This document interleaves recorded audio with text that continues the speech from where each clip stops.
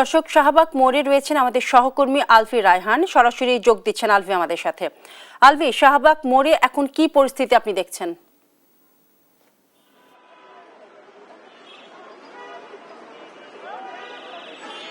ধন্যবাদ বিপাশা আপনাকে। আমি এই মুহূর্তে দাঁড়িয়ে আছি শাহবাগ চত্বরে, যেখানে আজ সারাদিনই কিন্তু ওসমান হাদিকে নিয়ে তারা এখানে মিছিল করেছে। পুরো রাস্তাঘাট ব্লক করে কিন্তু তারা এখানে আন্দোলন করেছিল। একটাই তাদের দাবি, হাদির যেই হত্যাকারী তাদের কিন্তু বিচারের আওতায় আনার জন্যই তাদের এত কিছু। আসলে আমি আপনাদেরকে যদি একটু পিছনের দিকে দেখাই, যে এখানে এখনো কিন্তু তারা সেই আন্দোলনরত অবস্থায় রয়েছেন। এখানে সর্বসাধারণ শিক্ষার্থী সবাই রয়েছেন বলে আমরা জানতে পেরেছি। এখানে আমরা তাদের সাথে কথা বলেছি, তাদের একটাই দাবি, এই হত্যাকারীর বিচার চাই। হত্যাকারীকে প্রকাশ্যে এনে সবার সামনে তাকে শাস্তি দিতে হবে, এমনটাই তাদের দাবি। এখানে সারা রাত তারা কিন্তু আন্দোলন করবেন বলে আমরা জানতে পেরেছি। তারা আমাদেরকে এটাই জানিয়েছে যে তারা এখানে সারা রাত আন্দোলন করবে এবং আগামী কালকের কর্মসূচিও তারা এখান থেকে দিবেন।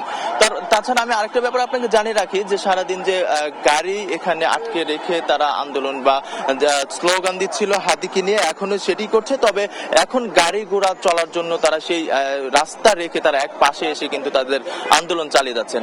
এছাড়া আজকে সন্ধ্যা 6টায় কিন্তু হাদির লাশ নিয়ে বাংলাদেশে পৌঁছায় তার এয়ার অ্যাম্বুলেন্সটি, এবং সেখান থেকে তাকে সরাসরি নিয়ে তাদের ইনকিলাব মঞ্চের একটি পেজ থেকে যে করা ছিল যে তাদের অন্য জায়গায় নেওয়া হবে, সেখানে না নিয়ে কিন্তু তারা এখন সারা রাত যেখানে রেখেছে ওখান থেকে আগামীকাল দুপুরের দিকে তাকে ঢাকা কলেজের ওইখানে নেওয়া হবে, এবং বিকেলের দিকে কিন্তু তাকে সাভারের বিকেলের দিকে কিন্তু তাকে সংসদ ভবনের ওইখানে তার জানাজা হবে বলে আমরা জানতে পেরেছি।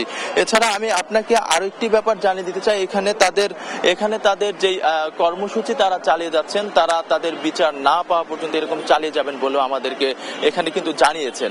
এই ছিল শাহবাগ চত্বর থেকে আমার কাছে সর্বশেষ তথ্য।